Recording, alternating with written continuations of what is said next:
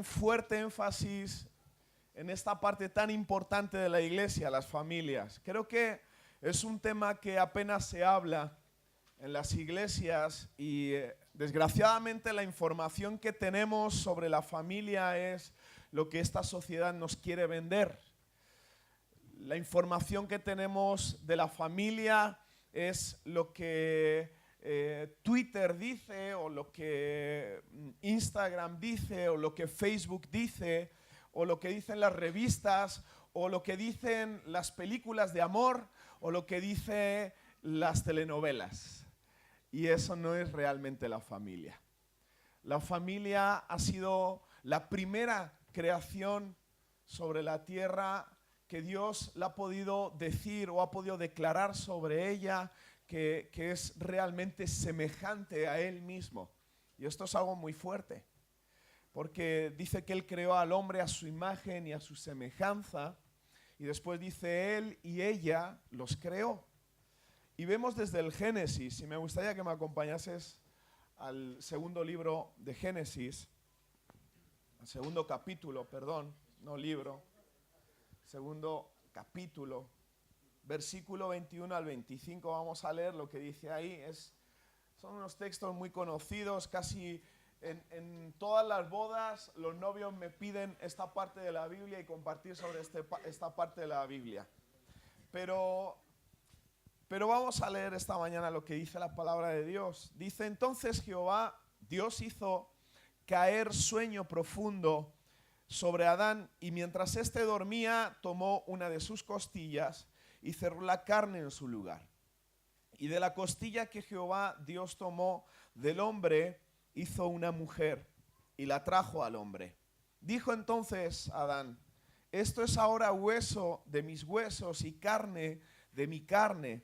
Esta será llamada varona, porque del varón fue tomada. Por tanto, escuchad bien, las suegras de esta iglesia: dejará el hombre a su padre y a su madre, y se unirá a su mujer, y serán una sola carne. Y estaban ambos desnudos, Adán y su mujer, pero no se avergonzaban. Es importante entender esto, y quiero empezar poniendo un poquito de fundamento a este versículo, porque suena muy bonito cuando uno se casa y cuando está ahí delante de todos los invitados. Dejará el hombre a su padre y a su madre, y se unirá a su mujer, y juntos serán uno. Y suena muy bien ahí, pero en la vida real, ¿qué es lo que ocurre? ¿Qué es lo que ocurre cuando tienes un padre que se mete en todas las decisiones? Que tiene que decirle a su hijita: escucha, tu esposo es que no hace bien esto. Y mejor que hagas así, porque es que así es como tienes que hacer. Pero es un consejo, es un consejo, haz lo que tú quieras. Pero si lo haces así te irá bien. Pero es un consejo. Y te va metiendo la presión y la condenación detrás. O a veces las benditas suegras. ¿Cuántas suegras hay aquí entre nosotros? Levanta la mano, no te avergüences, Dios te ama. Muy bien. Las suegras que no hay manera que suelten a las hijas. No hay nada peor que una suegra que no suelta a su hija. Y os voy a decir algunos ejemplos, ¿no? Yo sabéis que siempre trato de hablar de nuestra vida, porque al fin y al cabo de esas experiencias aprendemos, pero mi esposa y yo tenemos algo en común, y es una suegra. Bueno, mi madre es una santa, ¿verdad, amor? Pero, bueno, ok. Cuidado lo que dice, se graba y después tengo que borrar la mitad de la predicación. Pero ese tipo de personas, iba a decir otra cosa, personajes, pero que se meten en todo. Entran en casa y dicen: ¿a cuánto tienes la calefacción? La calefacción hay que tenerla tanto. Ven la comida y dice: a ver, hija, hazme probar. Esto no sabe bien, le falta sal. Después va al armario del esposo. ¡Ay, Dios mío! Dice: tu esposo es un cerdo. ¿Cómo te has podido casar con él? Te lo dije.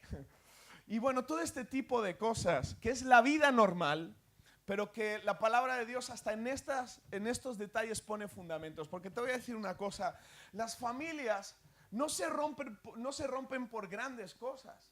A veces son pequeños detalles sin arreglar. Es más, siempre son pequeños detalles sin arreglar. Y va sumando, y va sumando, y va sumando, y va sumando.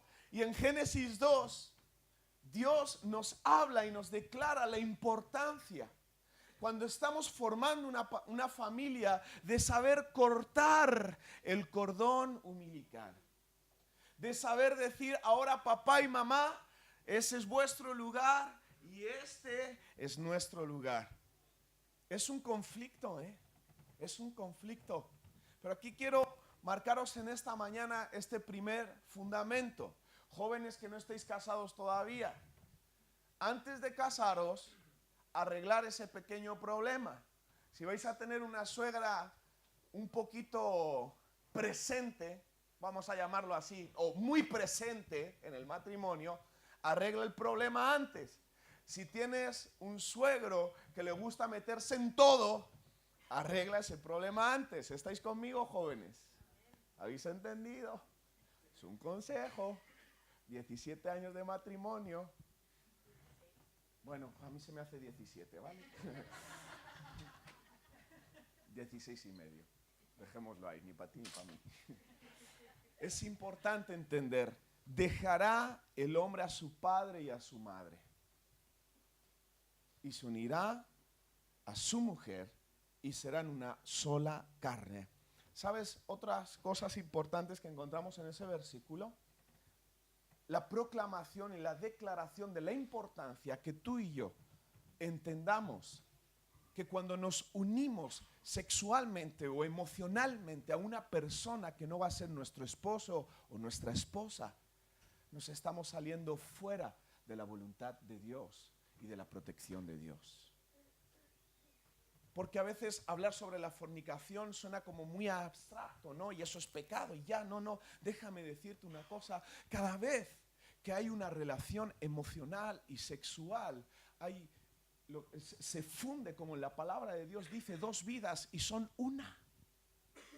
Y a veces traemos de nuestro pasado, o algunos pueden traer de su pasado relaciones de cosas que ocurrió atrás y que no ha sanado delante del Señor y que no ha sido liberado delante del Señor, y es una carga que llevan.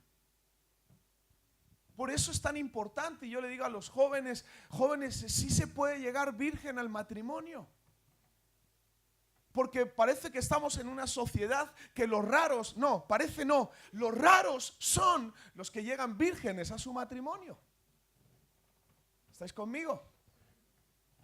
Cuando la palabra de Dios nos habla de que serán una sola carne, unirán su espíritu, unirán su alma, unirán todo lo que son.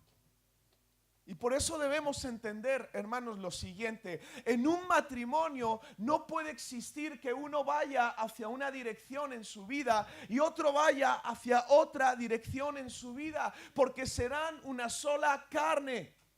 No podemos seguir hablando de la familia en esta mañana si no entendemos lo siguiente. Esposos y esposas en este lugar, o futuros esposos y esposas de este lugar, entendamos algo.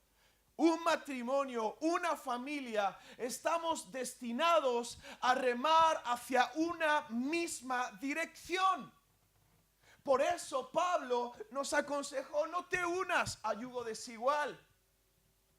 No solamente es en el ámbito del matrimonio, yo me atrevería a decir en los negocios, me atrevería a decir incluso en ciertas amistades, me atrevería a decir en todas las áreas en nuestra vida donde llegará un momento donde vamos a chocar en cuanto a nuestros valores o en cuanto a cómo vemos la vida. Qué difícil, ¿verdad? Llegar a un hogar y decir a tus hijos: hijos, prepararos porque mañana a las 9 nos vamos a la iglesia, pero tu esposa, que no va a la iglesia, dice: no, mis hijos se quedan. Complicado, ¿verdad? Algunos hermanitos y hermanitas aquí sufren con eso.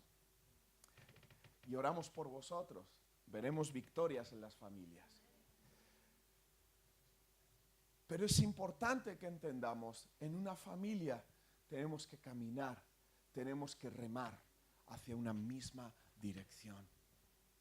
Y fíjate, cuando como familias aprendemos este principio, la iglesia continuamente será sanada en todo espíritu de división y en toda brecha de división que el diablo quiere poner. ¿Sabes por qué? Porque si tú entiendes en tu matrimonio y en tu familia que tenemos que remar todos hacia una misma dirección, que somos uno, no habrá cavidad, no habrá lugar a la división. ¿Estáis conmigo? Y vamos a seguir viendo ahí algunas cosas importantes. Dice en el capítulo 3, versículo 1, pero la serpiente era astuta, más que todos los animales del campo que Jehová Dios había hecho, la cual dijo a la mujer, con que Dios os ha dicho no comáis de todo árbol del huerto.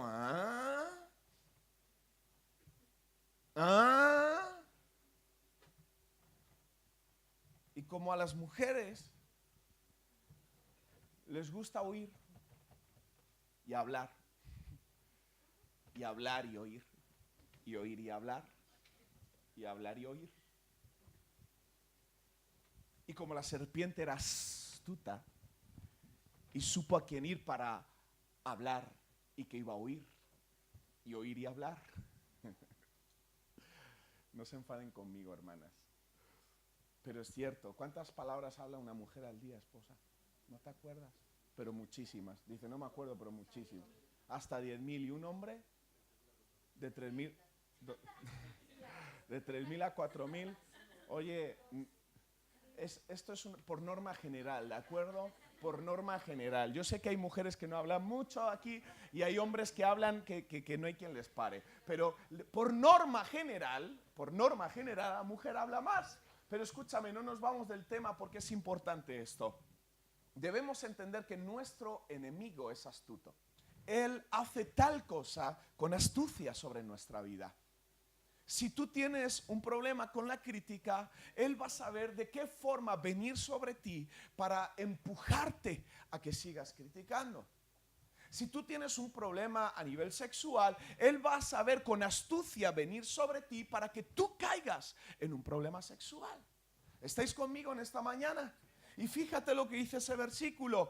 La serpiente era astuta. Debemos entender que en este tiempo el diablo sabe que la mejor forma de destruir la iglesia, la mejor forma de destruir la familia de Cristo, la esposa de Cristo, es por medio de destruir las familias. Y desde el principio este era el gran conflicto. Adán y Eva comieron del fruto prohibido. Con ello, eso conlleva una maldición sobre sus vidas. Y no solamente sobre sus vidas, sino sobre su herencia. Porque un poquito más adelante, si me acompañas, vamos a leer el momento donde Caín y Abel, que son los hijos de Adán y Eva, capítulo 4, versículo 1, ven conmigo, dice, conoció Adán a su mujer, Eva, la cual concibió y dio a luz a Caín, y dijo, por voluntad de Jehová he adquirido varón. Después dio a luz a su hermano Abel, y Abel fue pastor de ovejas, y Caín fue labrador de la tierra. Hasta aquí todo bien. Hasta aquí vemos un hombre, una mujer que se conocen, como dice la Biblia, pero ya sabéis lo que es conocerse, ¿eh? Y cuando se conocen, dan a luz a Caín y Abel. Y aquí empieza un relato increíble, porque la serpiente, la astuta serpiente, ya introdujo sobre la tierra la gran maldición de romper la familia. Y fíjate, el primer asesinato de la Biblia, el primer conflicto familiar que trajo una maldición sobre la familia, fue aquí. Y dice en el versículo 8, vamos a ver un poquito antes para los que no conocen la historia. Versículo 3 nos quedamos. Aconteció andando el tiempo que Caín trajo del fruto de la tierra una ofrenda a Jehová. Caín, hemos leído, era labrador de tierra y trajo una ofrenda. Y Abel, versículo 4, trajo también de los primogénitos de sus ovejas, de lo más gordo de ellas, y miró Jehová con agrado a Abel y su ofrenda. Y aquí se genera un conflicto.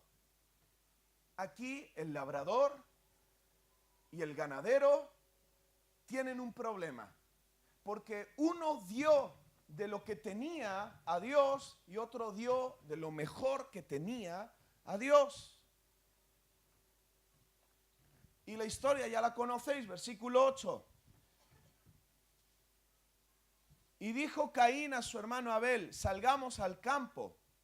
Y aconteció que estando ellos en el campo, Caín se levantó contra su hermano Abel y lo mató. Y Jehová dijo a Caín, ¿dónde está Abel tu hermano? Y él respondió, no sé. ¿Soy yo acaso guarda de mi hermano? Segundo fundamento bíblico sobre la familia, poderoso que en esta mañana debes anotar ahí. En la familia somos guardianes los unos de los otros. En la familia nos protegemos los unos a los otros. En la familia nos cuidamos los unos a los otros. En la familia nos apoyamos los unos a los otros. Y quizás tú que estás aquí, que has sufrido un pasado terrible, terrible con tu padre o con tu madre o con un tío, con un primo, con un hermano o quien sea, debes entender algo en esta mañana. Tú debes emprender hoy un camino de sanidad, un camino de perdón. Porque cuando no hay perdón en nuestra vida, la astuta serpiente está trayendo sobre la familia ese espíritu podrido. ¿Acaso soy yo el guarda de mi hermano? ¿Acaso yo tengo que pagar que mi esposa sea... ¿Acaso tengo yo que aguantar que mi esposo y su abuela... Yo sé que aquí ninguno ha dicho esa frase, pero por si acaso alguna vez. ¿Acaso yo tengo que soportar que seas como tu padre? ¿Eh? ¿Acaso yo tengo que soportar que seas una gritona? ¿Eh? ¿Acaso tengo que soportar yo lo que me hiciste? ¿Ah? El primer conflicto familiar, Génesis capítulo 4, que llevó a esta familia a un fracaso. A un fracaso. Hermanos, para poder edificar familia, necesitamos conocer a nuestro enemigo y cómo nuestro enemigo quiere hacer. A una batalla no solamente uno va conociendo su estrategia y conociendo a las armas con las que va, conociendo el número de ejército, conociendo cuál es mi papel. Es importante conocer al enemigo. Y debemos saber no mucho de él. Sencillamente él viene a matar, robar, destruir. Él es astuto y sabe cómo llegar a mi vida, a veces sin que me dé cuenta.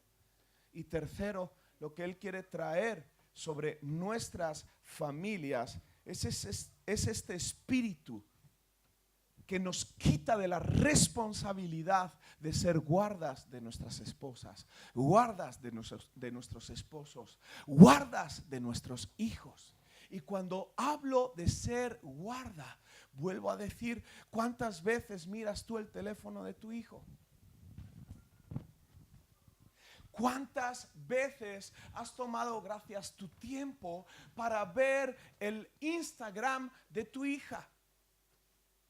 Porque te voy a decir una cosa, vamos a descubrir cosas muy interesantes. Muy interesantes. Y cuidado con el papá que dice, uy, no, mi niña es muy buena. Mi niño no ha roto un plato en la vida. El plato quizá en casa no lo rompe, pero fuera lleva unos cuantos. No sé si me explico. Y abro un paréntesis. Padres, ayudemos a los pastores de jóvenes de esta iglesia a hacer su labor.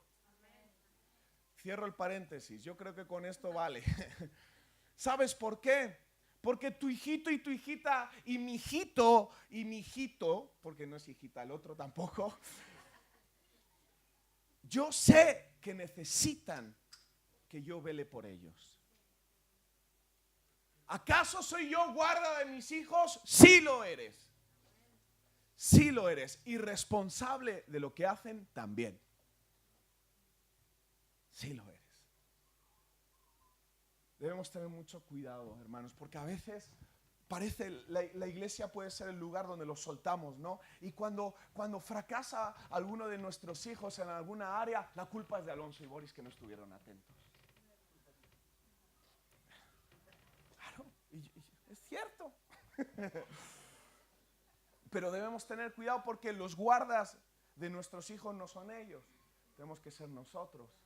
Así que vuelvo a repetir, padres y madres, es importante. ¿Acaso soy yo guarda de mi hijo? Sí. ¿Y sabes lo que es ser guarda? Es proteger. Ser guarda es echar un vistacito. Ser guarda es prohibir. Es prohibir porque como estamos en un país laico, en un país que todo el mundo piensa lo que le da la gana, que todo el mundo hace lo que le da la gana, nuestros hijos han aprendido desde pequeñitos la frase de si me tocas te denuncio y todo ese tipo de cosas que se mueven en el ambiente hoy. Estamos intimidados como padres. No tengas miedo. Te voy a decir una cosa. Un hijo sabe reconocer el amor cuando hay disciplina. Esa es la realidad. Así que, padres y madres, no tengáis miedo de disciplinar a vuestros hijos. No tengáis miedo a poner límites no negociables sobre ellos. Pues si no salgo, me voy a tirar de un puente. Pues avísame que lo grabe. Son unos especialistas. De hecho, yo creo que van a ser todos abogados. ¿Estáis conmigo? Así que importante, somos guardianes de nuestras familias. Yo siempre le digo a mi esposa, esta máquina está destrozando matrimonios. Destrozando matrimonios. Te digo por qué. Porque la compañera del trabajo y, hola Fabio, bueno. Estoy exagerando. No tengo compañeras de trabajo. Pero, qué guapo venías el martes. Y yo, uy, qué tonta. Qué tonta. Y pasa y no pasa nada, pero al siguiente día vas otra vez, el miércoles, y ya te has echado un poquito más de perfume. Y vas otra vez al trabajo y otro mensajito por la noche. Fabio, qué guapo venías el miércoles. Qué tonta, qué tontita, qué tontita. Y empiezas a darte cuenta de que tu corazón se está enamorando y empiezas a darte cuenta de que ya no quieres enseñar el teléfono a tu esposa. Y dices, ¿me dejas ver? No. Cada uno su privacidad, ¿eh? ¿No?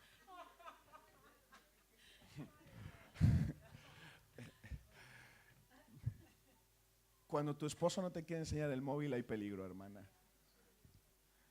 Y viceversa, ¿eh? Y viceversa. Cuando la hermana no te quiere enseñar el móvil, esposo, preocúpate. Dame el móvil ya. Mira, a este hasta se le cae. ¿Estáis conmigo? ¿Ok? Eres guardián del móvil de tu esposo, esposa. Y viceversa. Así que quiero poner algunas pautas de cómo debemos crear nuestras familias, cómo debemos edificar nuestras familias en este tiempo. ¿Estáis conmigo? Vamos con el primer punto, 1 Corintios capítulo 13.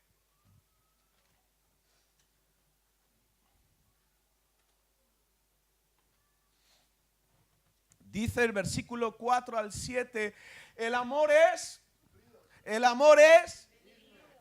no tiene, el amor no es, Y no sé, y no hace. Y seguimos, me encanta cómo colaboramos todos.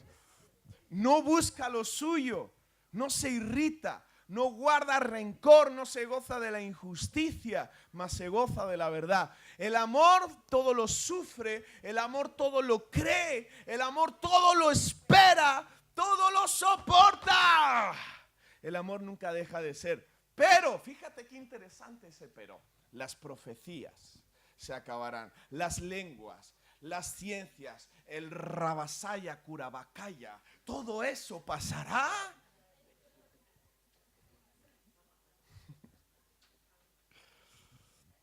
Pero ¿sabes lo que queda para siempre?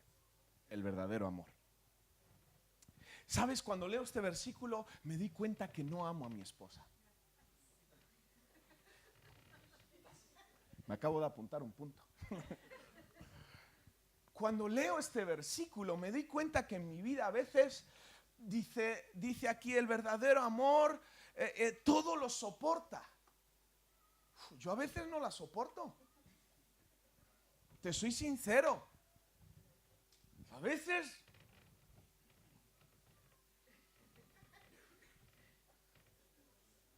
todo lo sufre. El verdadero amor todo lo sufre. Y cuando ella me hace sufrir, porque a veces me hace sufrir, yo la... O los esposos que ya ni aparecen por casa. Cariño, tengo trabajo. En el fondo no habrá una raíz de que no sufres tanto. En el fondo no habrá una raíz de que no quieres ver a la que tienes que soportar. En el fondo no habrá una raíz de... No sé si me explico. Es importante que entendamos algo. Yo podría resumir estos versículos en dos palabras. ¿Sabes cuáles? El amor es sacrificio y el amor es tolerancia. Sacrificio y tolerancia. No podemos edificar nuestras familias, nuestros matrimonios, nuestros hijos sin sacrificio y sin tolerancia. ¿Sabes por qué? Porque ella me molesta hoy, pero yo la molestaré mañana. Así es, la verdad es así. Y muchas veces hay personas y encuentro personas que viven amargados. ¡Ay, mi mujer! ¡Ay, mi mujer! ¡Ay, mi mujer! ¡Mi mujer! Y con esa cara de perro, ella pensará lo mismo de ti. ¿Dónde está la tolerancia? Algunos piensan que el esposo va a cambiar en 2 días. Oye, hermana, si tú has tardado 15 años en entender algo, ¿por qué quieres que lo aprenda en 2 días? ¿Me explico? No somos pacientes a la hora de construir nuestras familias. Y por eso nos ha venido también estos aparatos. Ahora tenemos comida y le decimos al niño, toma, vete a jugar y déjame en paz. ¿Dónde está nuestro sufrimiento? A la antigua. Comidas con el niño y con la niña. Y todo el tiempo, papá, papá, y tú comiendo y el niño tirando. Y, acababas de la comida más cansado que del trabajo del lunes a viernes. Pero eso era una comida familiar. Con griterío, discutimos, pedimos perdón y volvemos a discutir y el niño tira el plato y el padre dice, tu niño, esto es culpa de tu esposa y todas esas cosas. Me encanta una comida familiar como Dios manda. Ahora ya no hay ruido en las comidas familiares, le damos el móvil al niño y ahí le dejamos. ¿Verdad? Estoy aquí. Todo bien. Es importante, así que apunta ahí, sacrificio y tolerancia. Vamos a Juan, capítulo 3. Y vamos a ver el segundo punto, cómo edificar nuestras familias. Versículo 22. Después de esto vino Jesús con sus discípulos a la tierra de Judea y estuvo allí con ellos. Perdón, no ese es el texto.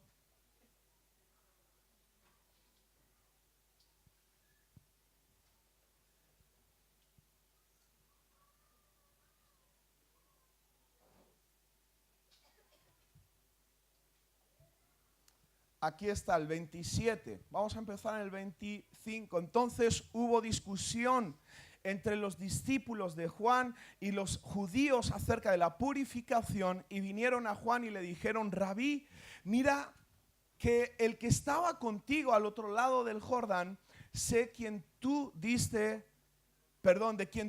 testimonio, bautiza y todos vienen a él. Y respondió Juan y dijo: no puede el hombre recibir nada si no le fuere dado del cielo. Vosotros mismos me sois testigos de que dije: yo no soy el Cristo, sino que soy enviado delante de él. El que tiene la esposa es el esposo, mas el amigo del esposo que está a su lado y le oye se goza grandemente de la voz del esposo. Así pues mi gozo está cumplido. Y fíjate, alguno dice: ¿y qué tiene que ver este texto con la familia? Lo siguiente: en este capítulo donde nos está narrando parte de la historia de Juan y un conflicto que se empezaba a generar, Juan hace una aclaración importante sobre cómo tú y yo debemos edificar nuestras familias. Y tú y yo debemos edificar nuestras familias conforme a los principios de Dios, a la verdad que es absoluta. Porque muchas veces queremos edificar nuestras familias conforme a lo que mi papá me enseñó. Es que mi papá lo hacía de esta manera. Es que mi papá estos temas los llevaba así. Es que mi papá, no me importa lo que tu papá hiciese. Lo que me importa es saber lo que Dios quiere de nosotros. Eso es lo importante. Porque sabes que tu papá y yo y tú y el otro somos solamente hombres que tratan de vivir conforme a la voluntad de Dios. Y por eso es importante lo siguiente: es importante entender que sobre lo que debe estar edificada nuestras familias es sobre los principios y los valores de Dios. Ahí es donde se encuentra la bendición, hermanos. No es sobre el principio de poseer cosas. No es sobre el principio de anarquía que se está generando en esta sociedad, porque de la democracia estamos pasando a la anarquía y yo no sé qué se va a inventar después de ello. Pero esto de que todo el mundo haga lo que le da la gana es pura anarquía, hermanos. Y así está nuestro país. Y no voy a hablar ahora sobre la ley, la bendición de la ley y el orden, pero me la apunto para la siguiente. Construye tu familia conforme a los valores de la palabra de Dios. ¿Estáis conmigo? ¿Estáis conmigo, iglesia? Punto número 3, primera de Pedro 3.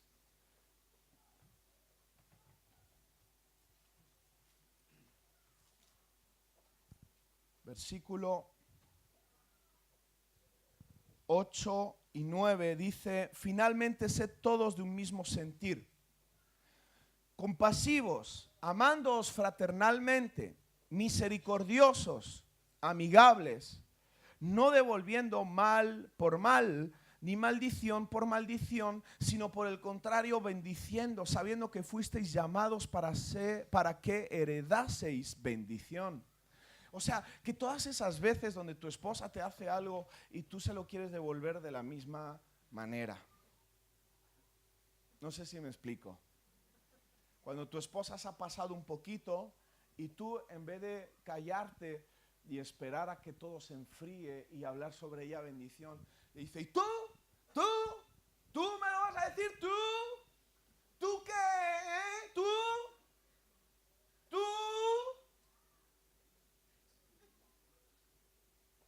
Y la palabra de Dios nos habla de cómo edificar relaciones. Porque es cierto que este texto va guiado a la familia, pero la familia, o sea, a la iglesia, pero la iglesia son familias. Recordamos, la primera iglesia que tú tienes es tu familia. Así que este texto es para tu familia en esta mañana. Vamos a leerlo de nuevo. Dice: finalmente sed todos de un mismo sentir, compasivos. Lo va a hacer mal y tú también. Amándoos fraternalmente, misericordiosos. ¿Qué es la misericordia?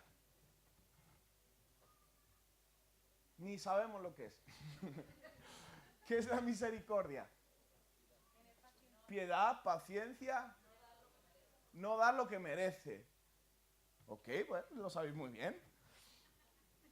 Amándoos fraternalmente, no devolviendo mal por mal. Es decir, cuando te la líe, no se la devuelvas.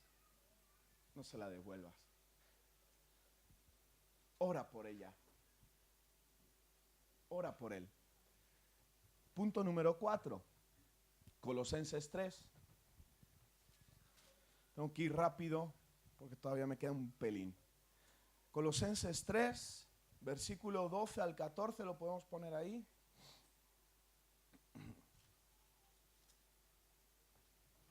Dice, vestíos pues como escogidos de Dios, santos y amados, de entrañable misericordia, de benignidad, de humildad, de mansedumbre, de paciencia, soportándoos unos a otros. Y, ¿qué dice ahí? Y perdonándoos unos a otros, si alguno tuviere queja contra otro. De manera que Cristo, y termina con esto, os perdonó, os perdona y os perdonará, así también hacedlo vosotros. El poder del perdón. Es importante que aprendamos a perdonar, hermanos. Y el perdón no es algo momentáneo. El perdón es un camino donde debemos perseverar, porque a veces nos es fácil perdonar. Tú puedes estar en una reunión como esta y el Espíritu Santo te está tocando y tú sales de aquí perdonando a todo el mundo, pero cuando te viene el martes, el miércoles, el bajoncito. ¿Sí sabéis de qué os hablo del bajoncito? Y en ese momento ya no quieres perdonar tanto, hasta se te remueve el estómago y te arde. Tómate un Almax espiritual para que bajen los ardores, pero debemos aprender a perdonar. Una iglesia que no sabe perdonar es una iglesia que siembra discordia y división. Por eso debemos aprender a perdonar, pero aprender a perdonar desde nuestros hogares. A tu esposo y a tu esposa, aprende a perdonar a tus hijos. Hijos, aprender a perdonar a vuestros padres, no son perfectos. Y cuando esto se practica en tu iglesia local, en tu iglesia, en tu casa, vas a ver que aquí no se te va a hacer difícil practicarlo. Alguien que no sabe perdonar en la iglesia es señal que no sabe perdonar en su casa. Amén. Y quiero terminar con esto. ¿Cómo relacionarnos en el matrimonio? Y esto es importante. Hay tres cosas, tres puntos importantes. El primero, la relación espiritual. ¿Cuántas veces oras con tu esposo? ¿Cuántas veces oras con tu esposa? Porque nunca vas a entender el poder de la oración un jueves por la tarde y sacrificar tu tiempo para venir a orar a la iglesia hasta que tú no aprendas a orar con tu esposo y con tu esposa. Hasta que no caiga sobre ti la revelación del poder de la oración, unidos, relaciones de oración, tú no vas a entender lo que significa orar. Hay momentos para orar a solas, como Jesús lo hizo, y se apartaba y tenía su tiempo con Dios, pero hay tiempos en los que debemos, escúchame, la palabra es, debemos invertir en la oración de nuestras familias.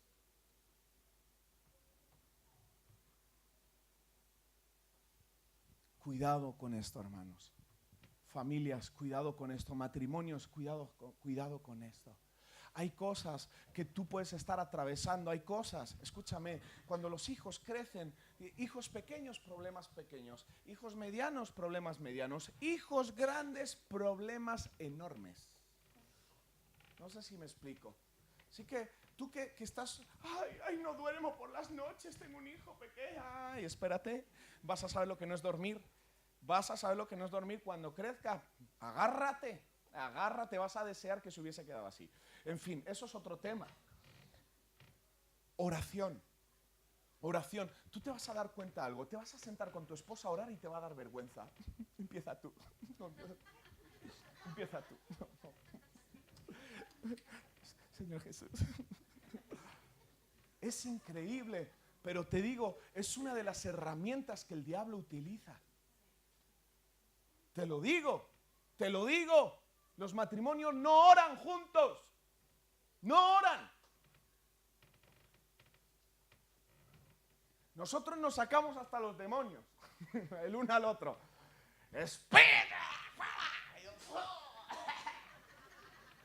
Sin vergüenza y sin nada. Es necesario. Es necesario. No culpes a la iglesia de algo que tú no estás dispuesto a invertir en tu familia.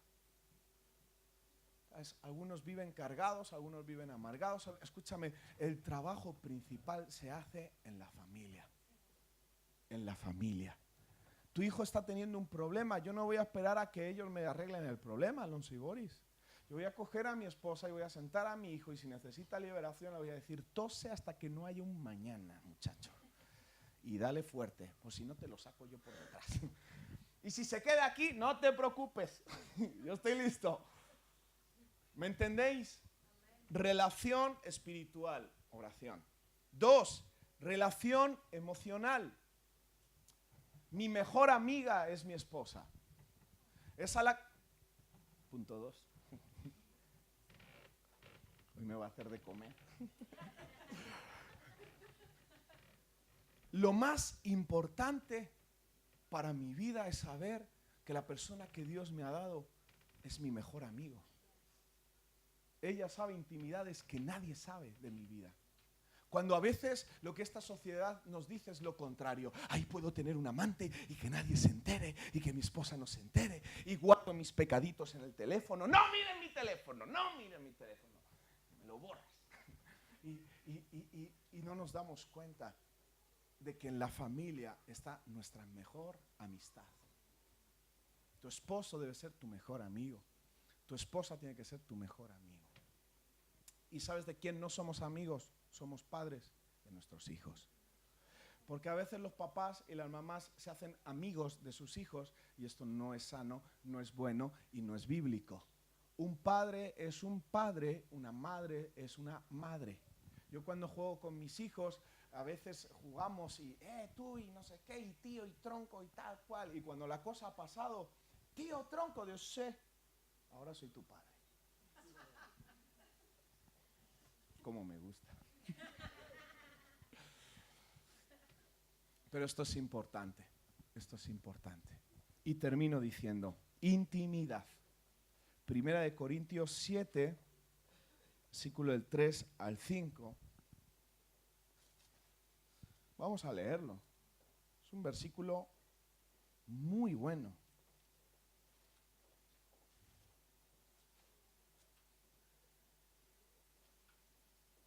¿Quieres leerlo, Alonso? El marido cumpla con la mujer, amén, el deber conyugal. ¿Y qué? Y asimismo la mujer con el marido, zángara. La mujer no tiene potestad sobre su propio cuerpo, amén, sino el marido. Ni tampoco tiene el marido potestad sobre su propio cuerpo, sino la mujer. No os neguéis el uno al otro. Y ya lo leímos ese el otro día. Pero esta parte es importante. Y vuelvo a repetir lo que repetí el domingo pasado. A veces nos cuesta hablar sobre estos temas en la casa de Dios. Y este es el mejor lugar para hablarlos. Porque el sexo fue creado por el Señor. Joven, escúchame bien. No des tu intimidad a nadie. Llega virgen hasta el matrimonio y tu matrimonio va a ser bendecido. Solteros, solteras más mayores, ¿quieres dejarme darte un consejo? Cuídate. Dios te puede devolver esa intimidad. Dios te puede devolver esa virginidad. Vive en santidad. Y esposos y esposas, no te niegues. Tu cuerpo no es tuyo, es del otro. Tu cuerpo no es tuyo, es del otro. La otra. Okay. Pero, gracias. Esposa, ¿quieres acabar tú la predicación? Sí, porque luego los hombres son muy listos a la hora de que es que mi cuerpo, tu cuerpo es mío. No, ya, aprovecho. Que luego se aprovecha él y luego se olvida el niño aquí en la iglesia, ¿eh? Ya, que la semana pasada se dejó aquí a Josu y se fue a casa solo. Gracias por publicarlo. Sí, porque luego me echaste ahí pullitas. No, porque es importante esto también para las mujeres. Una mujer no puede tener intimidad si no ha habido una conexión emocional. O sea, los hombres no necesitan esto. En eso, pues, Dios los ha creado de una forma diferente. Es una bendición. No es que ellos son malos y nosotras somos las buenas, sino que somos diferentes y tenemos que aprender a lidiar con nuestras diferencias. Entonces, un hombre no va a necesitar tanta conexión emocional y por eso después de una discusión puede tener relaciones cuando para nosotras, o sea, es inconcebible. O sea, ni me toques, ni me huelas, ni me soples, ni toques, ni mezcles mi oxígeno con el tuyo. Pero los hombres tienen que aprender a cuidar a sus mujeres. Y no de una manera intencional, no cuidéis a vuestras mujeres porque queréis sexo, sino que cuidadla como Cristo amó a su iglesia, que es lo que dice también Pablo. O sea, no se trata solamente de cuidarla cuando quieres algo, sino que tenéis que amar a vuestras mujeres. Somos un vaso frágil, tenemos altibajos durante esos días complicados del mes. O sea, para nosotras es difícil. O sea, lo pasamos mal de verdad. No puedes, me toca a mí. No, pero, o sea, yo de verdad lo digo, es algo que Fay y yo hablamos abiertamente en casa. O sea, él lo sabe porque no tenemos filtros en esto. Entonces yo le digo, amor, me tienes que cuidar más. No se lo digo como un reproche, sino para que abra los ojos porque a veces no se da cuenta. Entonces, a veces tu marido no se da cuenta. No es que no quiere, no es que no te ama, no es que no te quiere cuidar, sino es que no se dan cuenta, son un poco limitados en algunas cosas. No puedes. Me toca a mí. Has hablado de mi madre. Ah, sí, claro. No, pero yo os animo, mujeres, también. Es un consejo que yo lo doy ya mucho. Orad por vuestros esposos. No se lo voy a dar. Orad por vuestros esposos. Orad por su sexualidad. Orad por esas cosas que vosotras le decís y no se dan cuenta. Orad por ellos. Dios se lo va a decir. O sea, confía en que Dios se lo va a mostrar. Yo lo hice en cosas que yo llevaba. O sea, yo se lo decía y se lo decía y se lo repetía. Y es, amor, por favor, tienes que hacer esto, tienes que hacer lo otro. Y al final dije, es que no funciona. No funciona. Entonces oré. Son hombres. No, pero oré y me vino un día y me dijo, Dios me ha dicho esto. Y yo era como, pero te lo llevo. Y dice, no le dije esto. Yo dentro de mí era como, Señor, gracias. Porque sé que tú cuidas mi matrimonio. O sea, no solamente quieres que las personas que no conozcan a Dios le conozcan, no solamente, o sea, Dios quiere cuidar nuestros matrimonios, quiere cuidar nuestras familias. Maridos, amad a vuestras esposas, da sexo. O sea, hay que hacerlo, lo siento. Pero disfrutándolo. Ahora. Amén. Ok, quédate conmigo. Vamos a orar, vamos a ponernos.